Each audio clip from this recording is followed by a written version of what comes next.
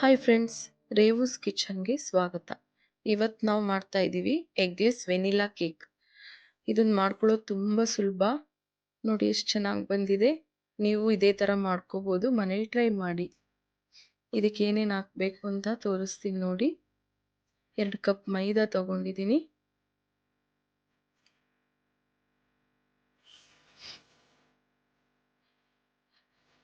ಒಂದು spoon baking soda, 1 spoon baking powder,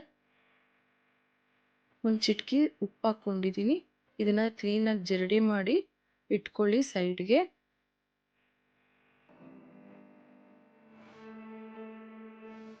ಈಗ 1 cup ಶುಗರ್ನ powder ಮಾಡಿ ಇಟ್ಕೊಂಡಿದ್ದೀನಿ.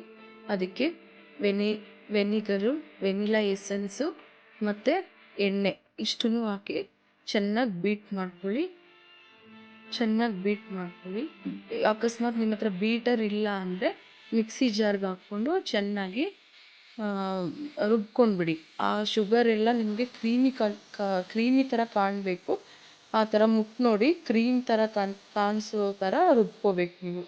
ನೀವು ಎಗ್ ಹಾಕ್ತೀನಿ ಅಂದರೆ ಇದೇ ಟೈಮಲ್ಲಿ 2 ಎಗ್ ಹಾಕ್ಕೊಳ್ಳಿ, ತುಂಬ ಚೆನ್ನಾಗಿ ಬರುತ್ತೆ. ಈ ಥರ ನೋಡಿ ಸ್ಮೂತಾಗಿ ಬರಬೇಕು.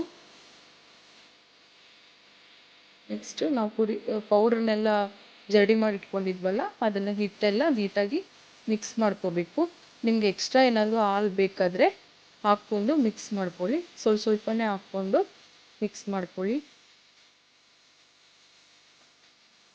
ಈ ಥರ ಚೆನ್ನಾಗಿ ಮಿಕ್ಸ್ ಮಾಡ್ಕೊಂಡು ಪ್ರೀಹೀಟ್ ಮಾಡಿಕೊಂಡು, ನಾವು ರೆಡಿ ಮಾಡ್ಕೊಳ್ಳೋಕೆ ಮೊದಲೇ ಪ್ರೀಹೀಟ್ ಮಾಡ್ಕೋಬೇಕು. 180 ಡಿಗ್ರಿ ಸೆಲ್ಸಿಯಸ್ಸಲ್ಲಿ ಪ್ರೀಹೀಟ್ ಮಾಡ್ಕೊಳ್ಳಿ.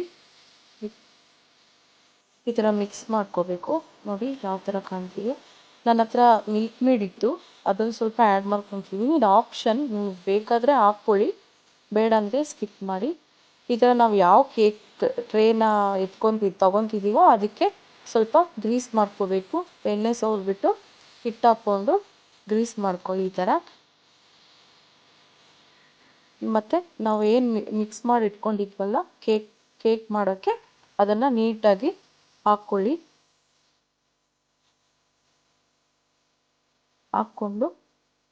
ಮತ್ತು ಒಂದು ಟೂತ್ ಪಿಕ್ ತೊಗೊಂಡು ಈ ಥರ ಮಾಡಿದ್ರೆ ಅದು ನಿಮಗೆ ಕೇಕು ಉಬ್ಬಿ ಬರೋಲ್ಲ. ಈ ಥರ ಮಾಡಿಕೊಂಡ್ರೆ ತುಂಬ ಚೆನ್ನಾಗಿ ಬರುತ್ತೆ. ಮತ್ತು ಟ್ಯಾಪ್ ಮಾಡಿ ಓವನಲ್ಲಿ ಇಡಿ. ನಿಮಗೆ 40 ಮಿನಿಟ್ಸ್ ಆದಮೇಲೆ ತೋರಿಸ್ತೀನಿ ಹೇಗಾಗಿದೆ ಅಂತ.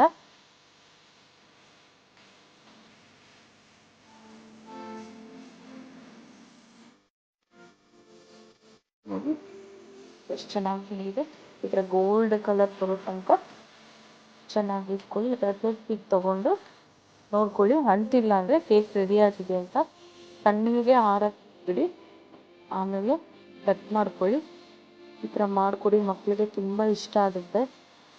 ಮತ್ತು ಈ ವಿಡಿಯೋ ನಿಮಗೆ ಇಷ್ಟ ಆದರೆ ಪ್ಲೀಸ್ ಲೈಕ್ ಮಾಡಿ, ಶೇರ್ ಮಾಡಿ, ಸಬ್ಸ್ಕ್ರೈಬ್ ಮಾಡ್ಕೊಳ್ಳಿ. Thank you.